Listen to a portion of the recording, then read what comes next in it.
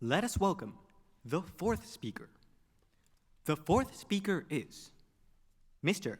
Hayato Kojima. His speech title is A Revolution for Revelation. A Revolution for Revelation. So, Mr. Kojima, please come up to the stage. Sure.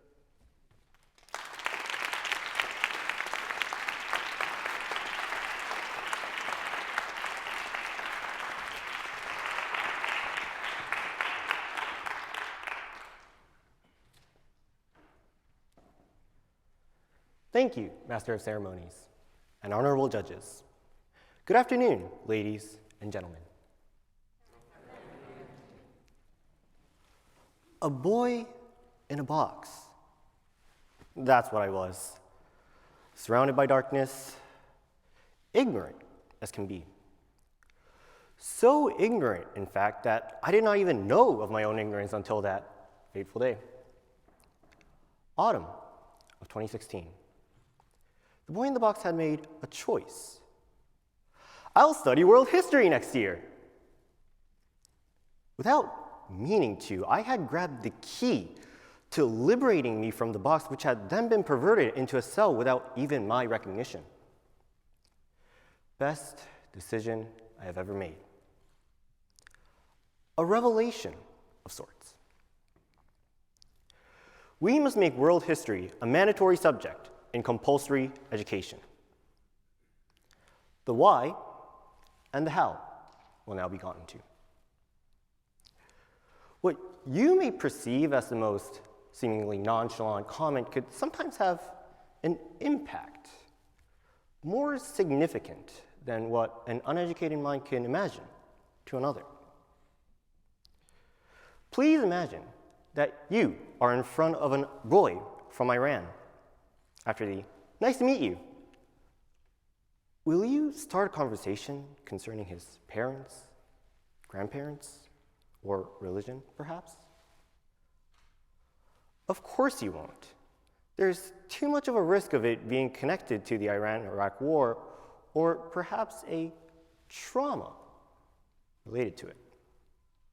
But these are topics that could pop up in a normal conversation, and what would happen if the you in this situation was another who didn't know that risk? It is essential for us to know the historical background of our foreign comrades if we are to succeed in communicating with them.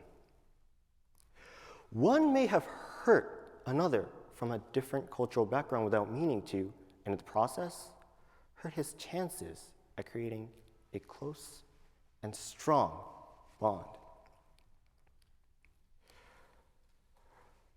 We must open our eyes to what is laid out in the vast world before us, not just to the small one that we could touch with the tips of our fingers.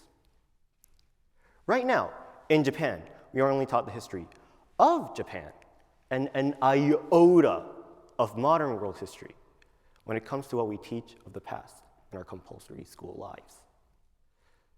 Now, this could be seen in the course of study published by the Ministry of Education, Culture, Sports, Science, and Technology of Japan. Now, nationalism is an important aspect to address in the context of education, but there being no mention of a well-rounded world history curriculum is a problem. This means that a Japanese can go their entire life barely completely ignorant of world history, not understanding the reasoning behind the actions and reactions of a non-Japanese.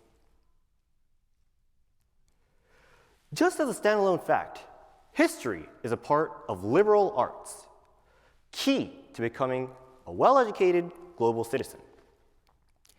History as a textbook allows us to access our ancestors' past mistakes and accomplishments without desperately flailing around in the dark, waiting for a revelation. You only live once, and life is short. Just as an example, what can we learn from Adolf Hitler and the age of the Nazis? the dangers of racism, the consequences of radical nationalism, what could become of political apathy, and the persuasiveness of words when the right techniques have been employed. Learn from history. A lot of risks can be avoided by it. Why must we integrate world history in compulsory education? The reason is simple. It is the most realistic and efficient way of teaching every single Japanese student. Of course, in terms of trying to learn the culture of a country, traveling abroad is the most effective way. But how realistic is that for students, especially the ones poor?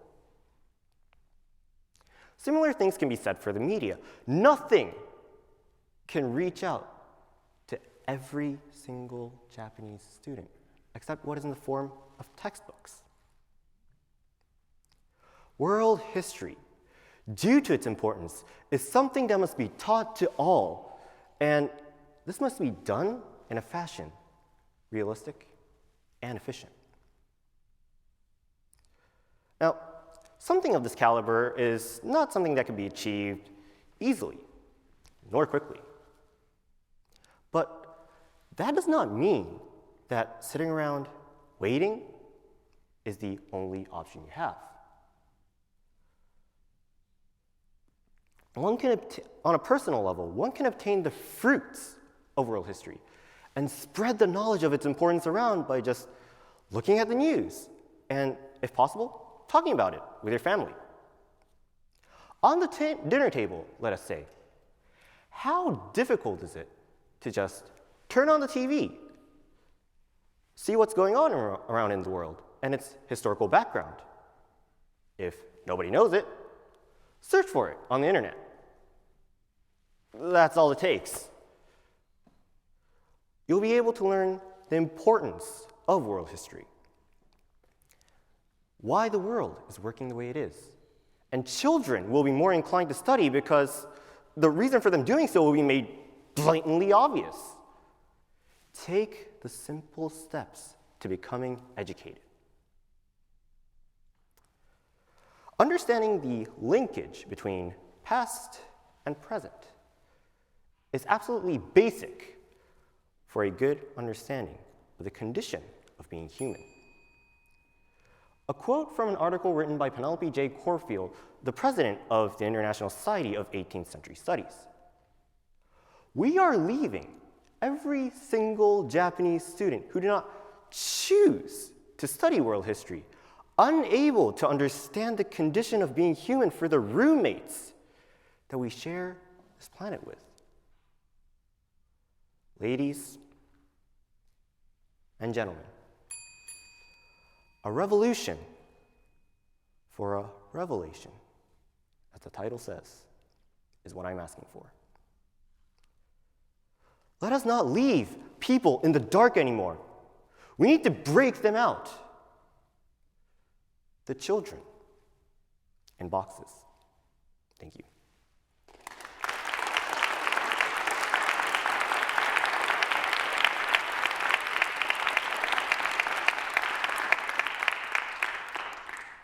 Thank you, Mr. Kojima. Now we have a question and answer session. Mr. Tamura, please. Okay, Hayato-san, thank you so much. Hi.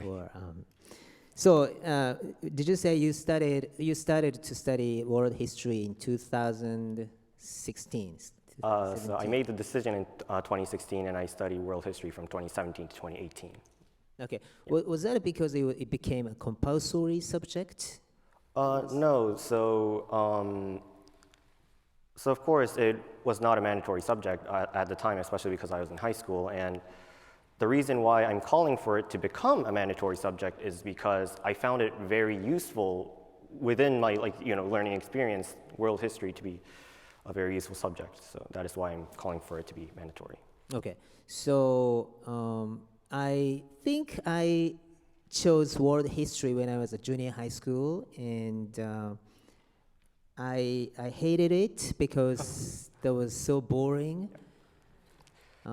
So my question is, what do you think that how to make world history more interesting, more popular in a class? So one of the things that I've already talked about is that showing its usefulness will, even though it will not, increase the enjoyability of it, will make students more inclined to study it. But also, looking at world history as a story, in a sense like a novel, will make studying it more interesting.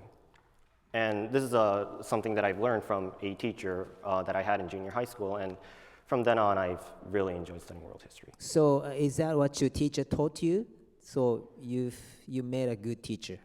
Yes, I met a good teacher who told me to look at world history as a story rather than just a subject.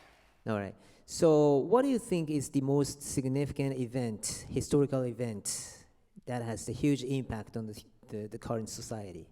If you can pick one significant historical event that has an impact on the society, what would it be?